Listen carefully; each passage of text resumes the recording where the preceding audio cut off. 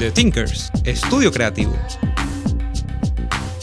Queridos amigos, bienvenidos a un nuevo Fin de Político. Estamos en la edición número 23 y esta edición se llama Maduro, emblema mundial de los derechos humanos. Bienvenido, Daniel, saludos.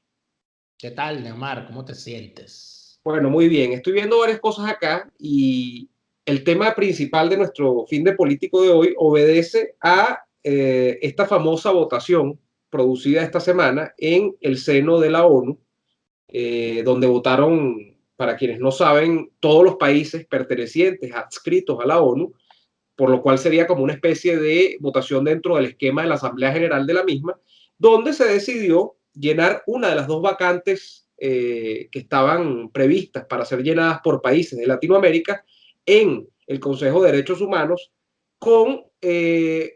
concediendo uno de esos dos asientos a Venezuela. El otro fue concedido a Brasil. Había tres candidatos dentro de esa votación. Estaba Brasil, estaba Venezuela y estaba Costa Rica, que quedó de tercero en la votación. ¿Qué ocurre allí? Esto ocurre este jueves 17 de septiembre, se hace público esto, y ese mismo jueves 17 de septiembre se produce una noticia verdaderamente lamentable, y es que se conoce que un dirigente local del Partido Voluntad Popular, que es el partido de Juan Guaidó, para los que no saben qué es Voluntad Popular en Venezuela, el partido de Leopoldo López, aparece calcinado en un carro en la carretera Petare-Santa Lucía. Petare es el barrio más populoso de América Latina. Petare es una suerte de barrio muy grande dentro del este caraqueño, ¿no? Y dentro de Petare, que ha sido una especie de barrio muy grande, se ha tendido a utilizar o se ha tendido a pensar que esta no es una parroquia, porque Petare creo que comprende varias parroquias, se ha tendido a pensar que hacer política en Petare es una cosa, número uno, de alto riesgo, pero necesaria, número dos, para derrotar al chavismo cuando se trataba de derrotar al chavismo en términos electorales, ¿no? Y de hecho, vimos mucho tiempo a Enrique Capriles, que era gobernador de Miranda, haciendo política en Petare, Carlos Ocariz, etcétera, Leopoldo López, también todos los partidos, por alguna u otra razón, principalmente diría yo que es por lo populoso que es este sector y por el mensaje que da, debido a que es uno de los barrios más grandes de América Latina, es el epicentro de las acciones políticas de los partidos en Caracas, por lo menos, ¿no? Entonces aparece este dirigente que era el secretario general de Voluntad Popular en Sucre, que es el municipio Sucre de Caracas, también al este de la ciudad, calcinado en un carro.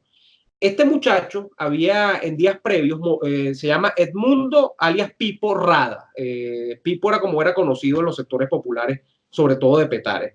Bueno, Pipo aparece calcinado y Pipo los días anteriores había protestado contra el tema de las FAES. Las FAES es este grupo, esta sección de la Policía Nacional Bolivariana, dedicada sobre todo a labores de exterminio. Cuando se trata de buscar quiénes son los que han operativizado las labores de marcaje y de, a veces hasta de exterminio propiamente, de eliminación de objetivos políticos del régimen dentro de los sectores populares en los últimos años, se ve que aparece el papel de la FAES muy claramente demarcado. De hecho, esto al punto de que en la ONU, la propia Michelle Bachelet, que es la comisionada de derechos humanos, de lo que vamos a hablar el día de hoy, había señalado ya que la FAES era un cuerpo que había que eliminarlo en Venezuela. Bueno, aparece este muchacho muerto, este muchacho de paso había coordinado una protesta allí hace como 1 o 2 semanas con el presidente interino Juan Guaidó, y además, Daniel, ya para darte la palabra, como una bofetada en la cara, más allá de la votación, que le da un asiento en el tema de derechos humanos a Venezuela en la ONU, aparece una resolución en el propio día jueves en materia de derechos humanos con respecto a Venezuela, donde este Consejo de Derechos Humanos aprueba un proyecto de resolución titulado, imagínate tú, Fortalecimiento de la cooperación y asistencia técnica en el campo de los derechos humanos en la República Bolivariana de Venezuela. ¿Qué contiene esta resolución? Para hacer las cosas un poco más resumidas. Bueno, allí lo que se reitera es que en Venezuela se llama una solución pacífica, democrática y constitucional del problema político, donde la solución tiene que venir de la mano de los venezolanos y sin injerencia. Y esto yo creo que orienta un poco para entender, quien no entiende, el tema de la votación y de por qué los derechos humanos son una especie de materia etérea dentro del conglomerado de cosas que evalúa la ONU. ¿Por qué los países, sobre todo los de África, y los países del llamado tercer mundo votan a favor de Venezuela en situaciones como las que ocurrieron esta semana. Y es, creo yo, Daniel, porque estos países, primero, están muy lejos de Venezuela y no comprenden el problema, o si lo comprenden les da igual. Y número dos, porque para estos países lo importante es mantener el discurso de la no injerencia en el tema de la soberanía nacional de cada uno de ellos. Entonces, con el cuento de que no tienen que meterse en mi patio porque dentro de Venezuela mandan los venezolanos, dentro de Marruecos mandan los marroquíes, dentro de España mandan los españoles, y con todo ese cuento, estoy poniendo países aleatoriamente, estos países del tercer mundo se amparan para votar a favor de países francamente violadores de los derechos humanos, como en el caso de Nicolás Maduro, en situaciones como las que vimos este jueves. Daniel, bienvenido. Gracias, Omar. Mira, yo creo que se le han cargado las tintas, como siempre, por el tema, de alguna manera el tema comunicacional de esa falsa oposición ha convertido hechos insulsos en derrotas y ha convertido victorias en hechos insulsos. Me explico. Es la tercera vez que el régimen chavista logra un asiento en el Consejo de Derechos Humanos de la ONU. No es la primera vez. Eso ya da cuenta de cómo son las cosas aquí. Por cierto que la primera vez que Venezuela logró ese asiento, el embajador de los Estados Unidos ante la ONU era el hoy defenestrado Bolton, a quien se le recuerda muy activamente intentando evitar que eso ocurriera. Finalmente ocurrió. Eso es lo primero que hay que decir. Lo segundo que hay que decir es que el hecho de que los países, de que el sistema de las Naciones Unidas establezca que tienen el mismo peso el voto de los países que están en manos de dictaduras con el voto de los países donde sus gobiernos son libres y democráticamente electos, ya ese solo hecho te indica que esa organización tiene sus principios, ya los tiene dañados. Porque no tiene sentido y fíjate si podemos hacer las comparaciones, porque a veces le cargamos mucho las tintas a América Latina. Yo confieso que soy uno de los que lo hace. Debe ser por preocupación. Pero hay organizaciones que son anteriores a las Naciones Unidas, de las cuales las Naciones Unidas podría aprender muchísimo. Hay dos en particular. Hay una organización que es anterior a las Naciones Unidas, que es la Organización Internacional del Trabajo. La Organización Internacional del Trabajo fue creada en el sistema de la Sociedad de las Naciones después de la Primera Guerra Mundial. Y la Organización Internacional del Trabajo tiene tal metodología interna para la puesta en marcha de sus actividades, que cuando se establece la ONU, creo que la OIT fue la única organización que permaneció en el tiempo a pesar de que el sistema de la Sociedad de las Naciones fracasó. ¿Cuál es ese sistema? El sistema que creen algunos que fue inventado en el gobierno de Caldera, porque es que así de bruta puede ser la aproximación a los fenómenos, que es el esquema tripartito. En la Organización Internacional del Trabajo no hay un embajador de Venezuela, hay tres. ¿Cómo es eso que hay tres? Bueno, está el representante del gobierno, está el representante de la principal organización sindical con mayor agremiados a nivel nacional, en la CTV, y está el representante de la central patronal más importante que Fedecámara. Es decir, van los tres representantes de los tres principales entes de la sociedad o de las sociedades que participan en el hecho económico que culmina o que tiene que ver con el trabajo. Porque el Estado es el que pone las normas, los trabajadores son los que trabajan, valga la redundancia, y los patronos son los que dan empleo. Entonces, tienen derecho a estar representados los tres. Eso es una equidad lo suficientemente sensata como para decir, mira, esa organización, y cuando tú revisas sus decisiones, cuando tú revisas sus asambleas, te das cuenta de que la OIT tiene, al tener esa metodología, evidentemente sus resultados son distintos. Y la otra organización, que más que organización es un sistema, del cual las Naciones Unidas debería aprender, es el sistema interamericano. El sistema interamericano, el derecho internacional americano, es lo suficientemente rico en organización y todas estas cosas, y yo creo que inclusive hay que reconocer que en determinados asuntos supera a lo que se establece en las Naciones Unidas. Ejemplo, la cláusula democrática. Lo que viene siendo la instrumentalización, la conversión en instrumento jurídico del planteamiento de la doctrina Betancourt. Un país cuyo régimen haya llegado al poder pasando por encima de un gobierno legítimamente electo a través de un golpe de Estado, o que haya llegado al poder sin pasar por unas elecciones y que se deslegitime, aunque haya llegado a través de elecciones, se deslegitime en el poder violando los derechos humanos, ese país queda, por decisión del resto de los miembros, apartado del concierto de esa organización. Si las Naciones Unidas, la Organización de las Naciones Unidas, tuviese esa cláusula, yo te aseguro que por lo menos 100 países del mundo no podrían estar en las Naciones Unidas. Así es. Bueno, entonces creo que te resumí el pecado original, ¿no? No sé si me expliqué.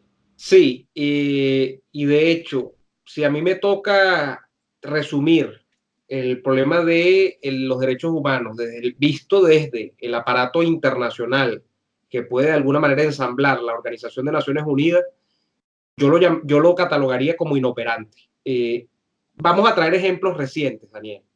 Aquí se suscitó mucha euforia en sectores políticos opositores, en ONGs, en instituciones vinculadas al monitoreo de los derechos humanos en Venezuela, cuando se dijo que la comisionada para tales efectos, Michelle Bachelet, iba a visitar Venezuela, y más aún cuando se dijo que esa visita no iba a ser en vano porque luego de ella venir a Venezuela, iba a quedar en nuestro país instalada una oficina para monitorear esos asuntos. Correcto. Y de hecho para que cada quien, y nosotros bastante que sabemos de esto, modestia aparte, porque con bastantes familiares de presos políticos que hemos conversado, fuese cada uno de estos familiares a hablar allá en esa oficina con 2 comisionados que se iban a quedar acá para que se solventara la situación de sus familiares. Y si no se solventase, por lo menos para que los derechos mínimos de estos ciudadanos fuesen salvaguardados.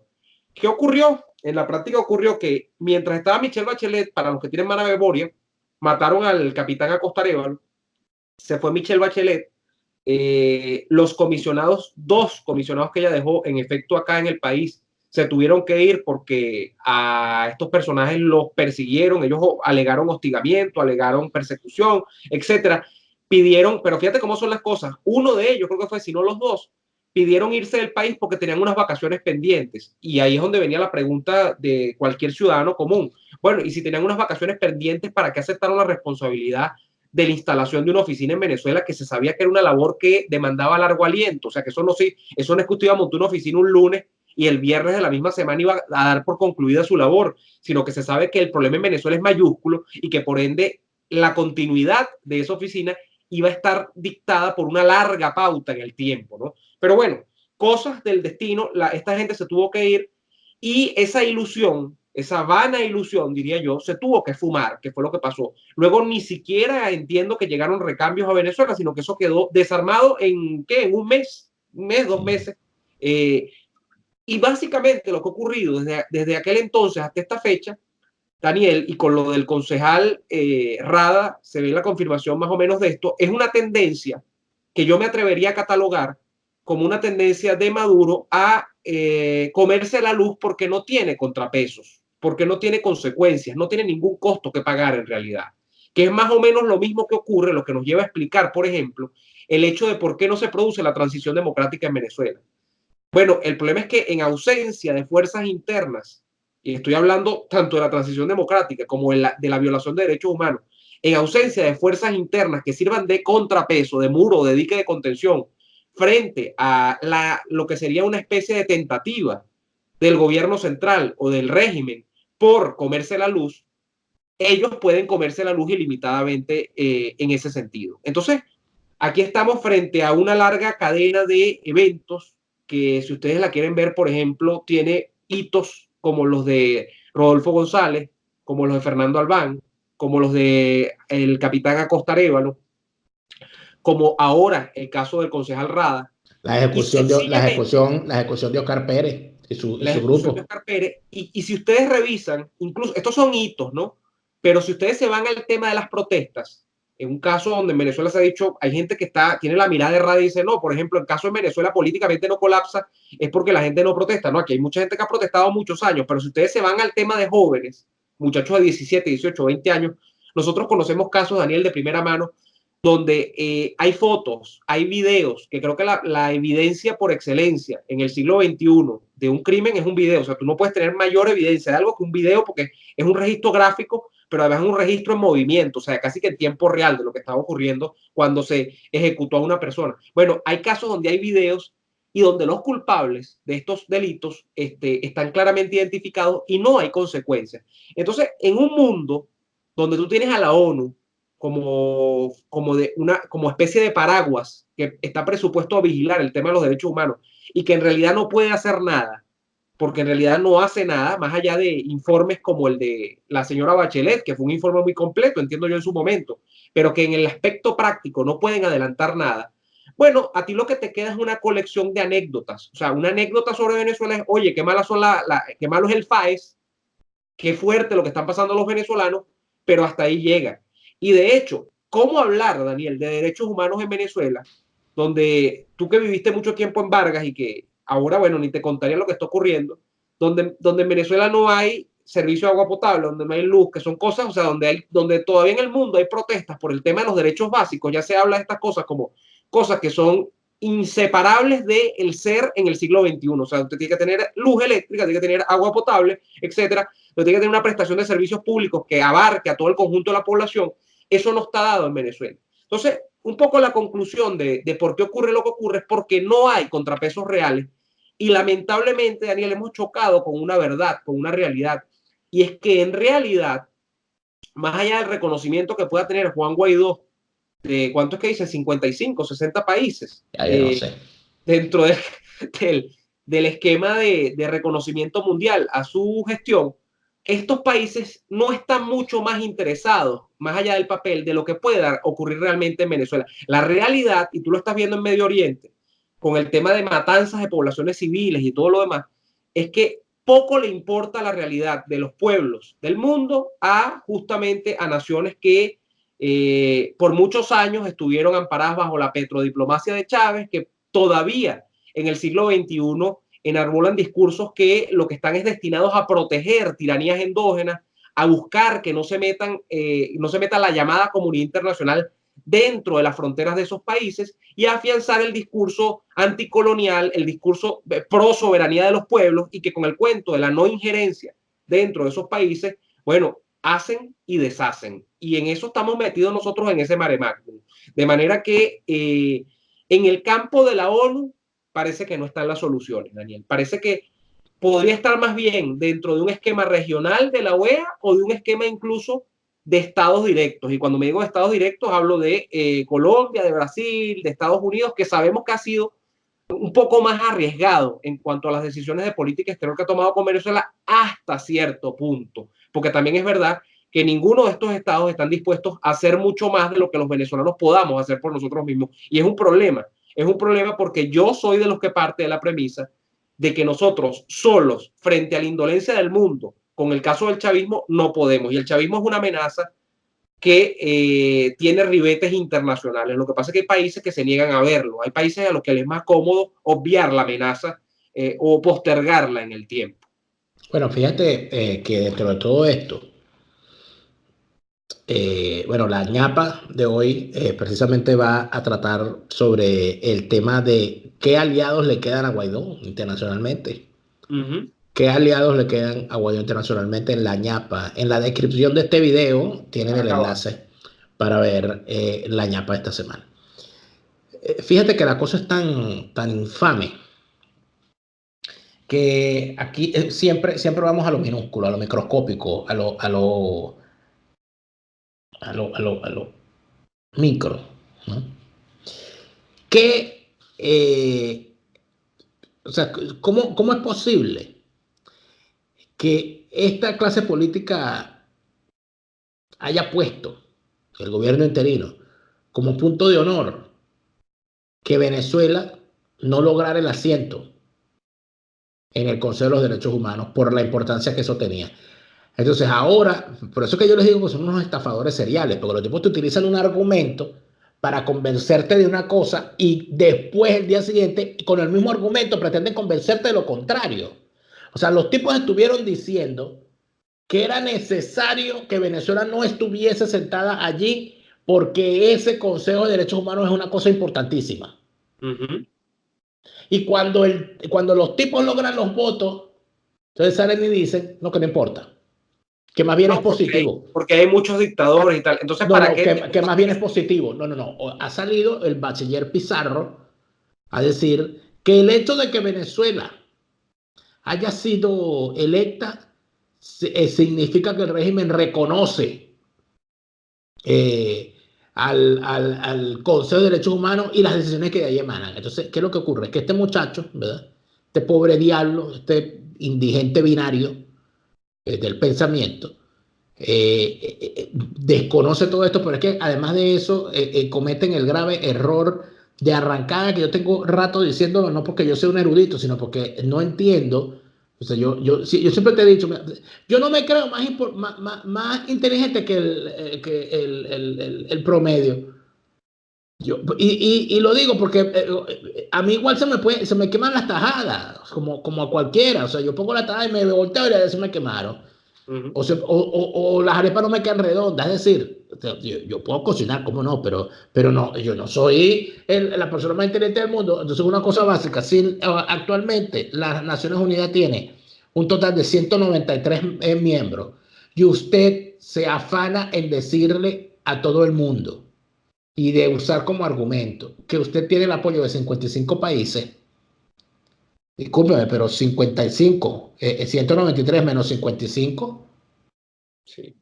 O sea, estamos hablando de que tú tienes por lo menos 42 países que no te apoyan.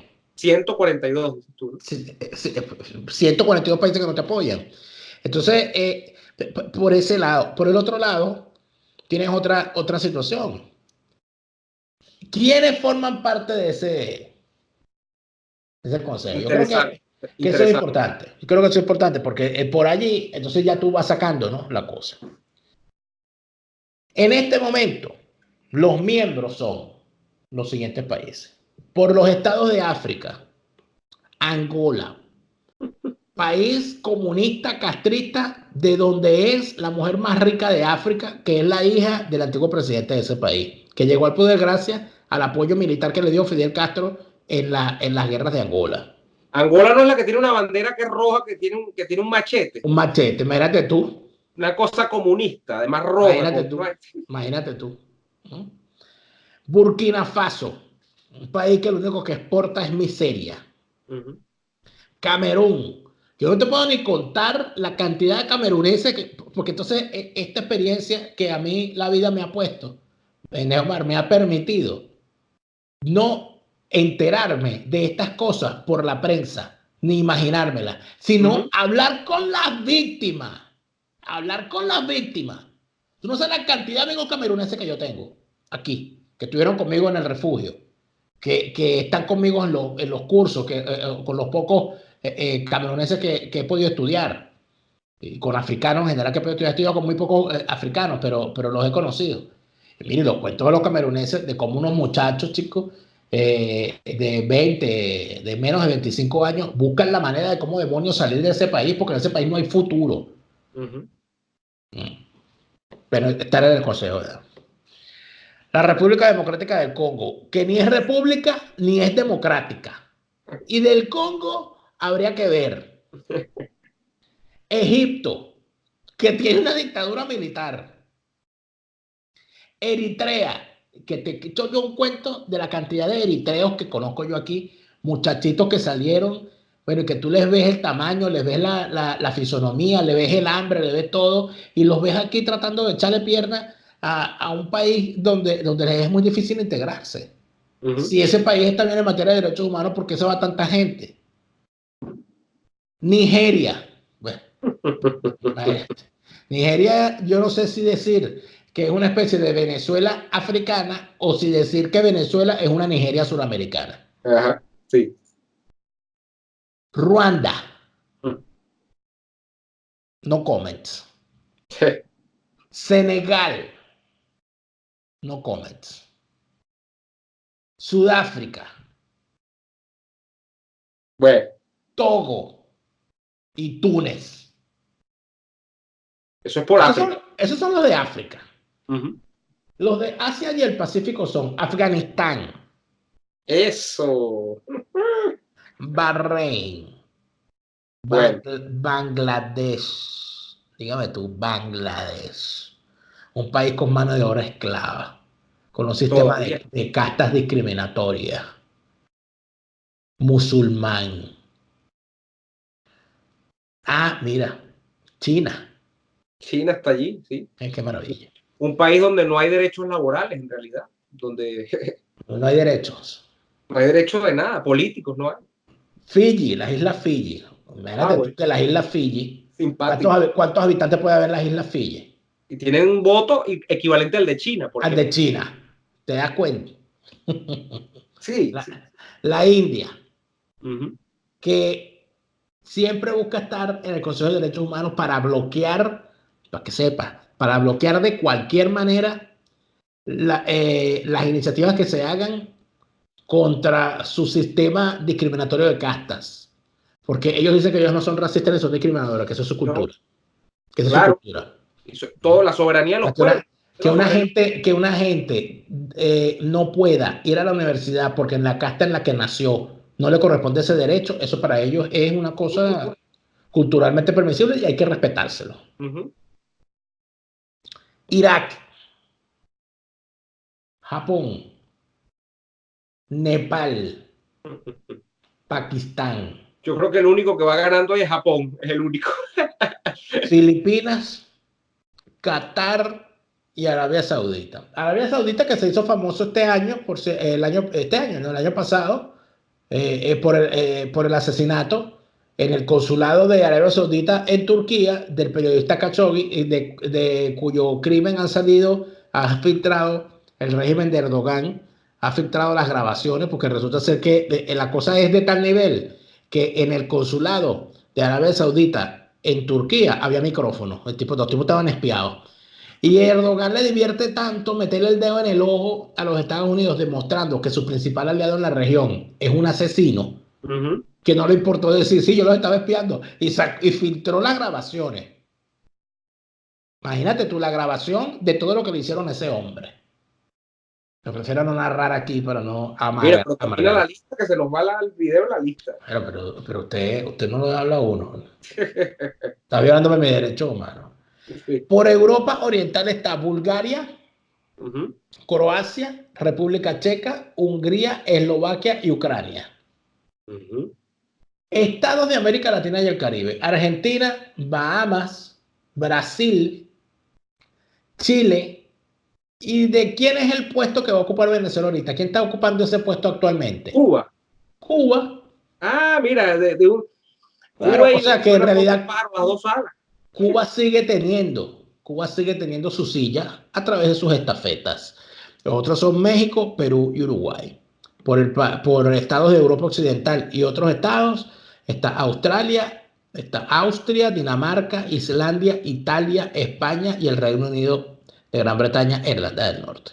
Uh-huh. Entonces, ¿a dónde vamos con eso? ¿No? Y yo los invito a que vayan a la página web de las Naciones Unidas y no solamente busquen la lista actual, sino busquen la lista de todos los consejos anteriores y dense cuenta de quiénes forman parte de allí. Los Estados Unidos se retiró de ese consejo. Claro. Y recuerdo, Israel se retiró de ese consejo. Daniel, y recuerdo que cuando se retiró, eso fue ahorita con Trump, ¿no?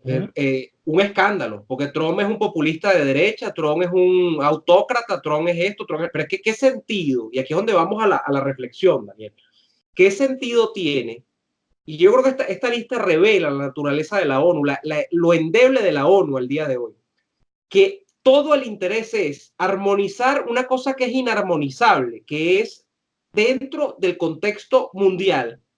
Países que son autocracias, que son teocracias de carácter autocrático, o sea, es decir, por ejemplo, las de Medio Oriente, países que tienen dictaduras o tiranías abiertas, con países que son democracias liberales, que creo que es, desde toda perspectiva, desde todo punto de vista, el único régimen político donde puede operar más o menos una visión de los derechos humanos. Y digo más o menos porque yo hablaba hace un tiempo con un profesor y me decía, pero es que, ¿qué es eso de los derechos humanos? Eso no está ni bien definido en el tema de la ONU. Y es verdad, porque es un campo tan abierto.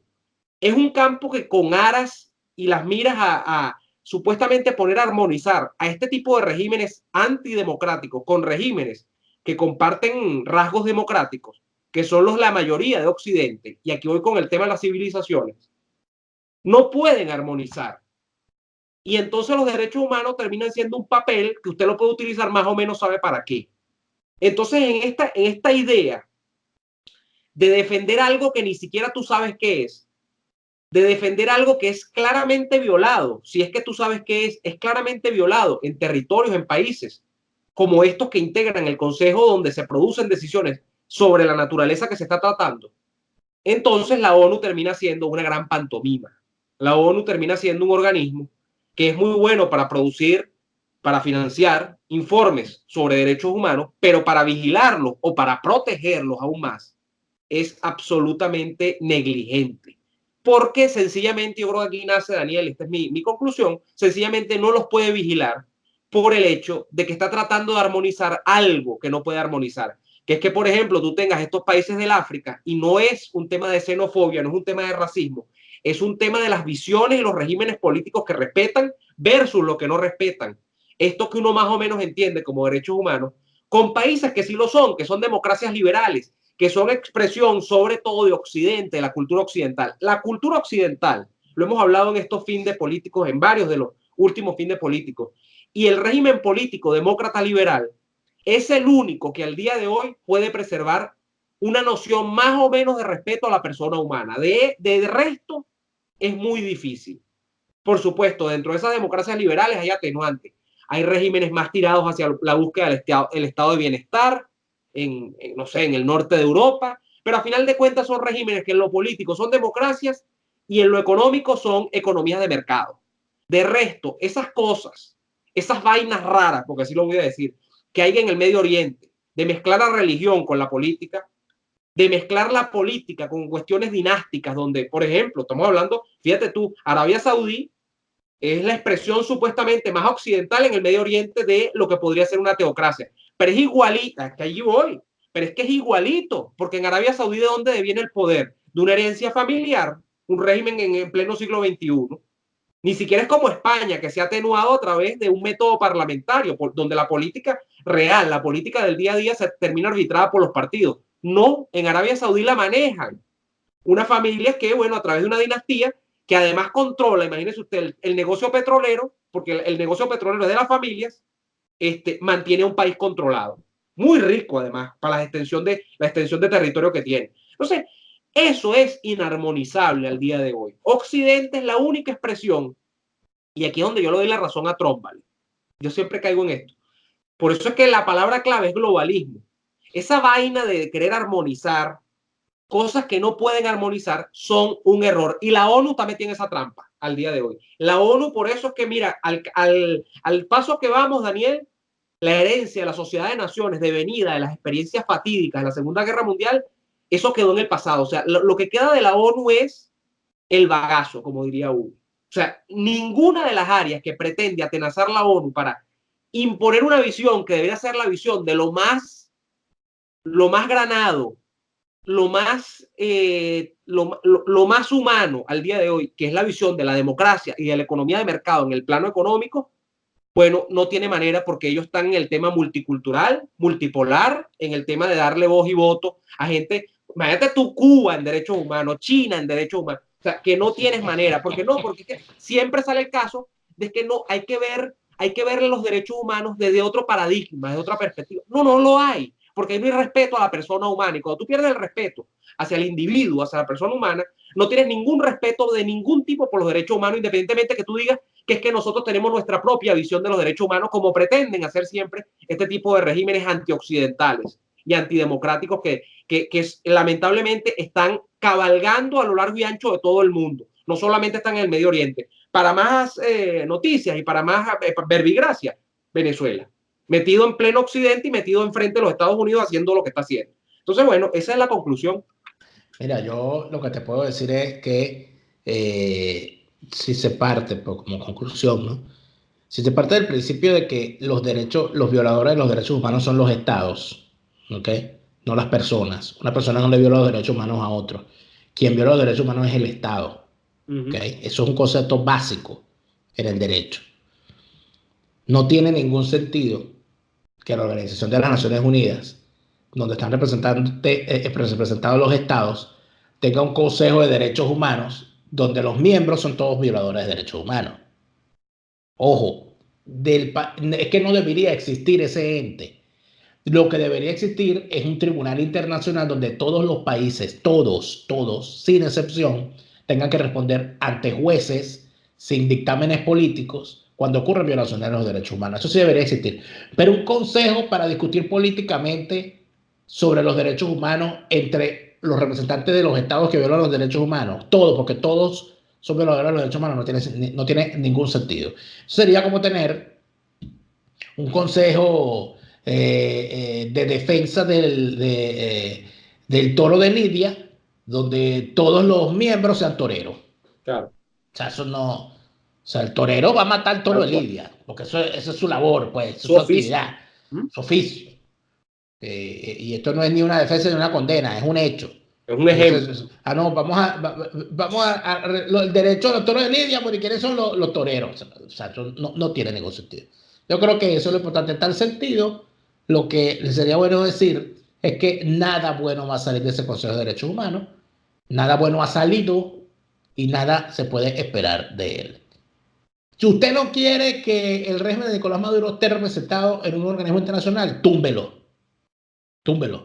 Pero no se ponga a decirle a los demás, no lo elijan. No. Usted salga, usted y haga su trabajo, termine de tumbar ese régimen. Eso es todo, compañero. Bueno, se nos acabó este fin de político. Les agradecemos a todos por verlo semana a semana o fin de semana tras fin de semana. Les recordamos que estamos en patreon.com. Daniel tiene su cuenta allí en patreon.com/DeLaraF. La mía también está allí disponible. Es patreon.com/neoadolfo. Y esta es una plataforma que nos permite a nosotros seguir creando contenido, incluso en medio de las dificultades. Esta semana he estado afectado con la gripe, pero bueno, hicimos el esfuerzo por honrar nuestro compromiso y estar en un nuevo fin de político con ustedes. Y además, quienes se suscriben por allí tienen la posibilidad de ver otros contenidos que hace Daniel en exclusiva para esa plataforma. Y en el caso mío, lo mismo. Y además, en el caso de los fin de políticos, los pueden ver antes, en estreno exclusivo, antes de que salga en YouTube el episodio de libre acceso para toda la comunidad de YouTube.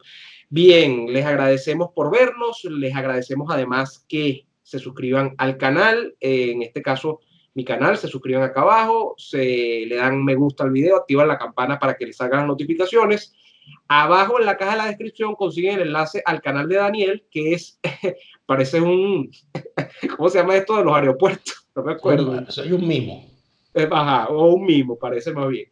Abajo en la caja de la descripción está el enlace al canal de Daniel y ven la yapa allí, que hoy trata el caso de los apoyos. Después de decir tanto de los 55 países que apoyaban al presidente Juan Guaidó, ¿cuáles son los apoyos que realmente le quedan al gobierno interino después de estos más de 9, 10 meses en ejercicio? Lo van a ver acá abajo y bueno, sin más que decirles, agradeciendo su atención, nos vemos en la próxima.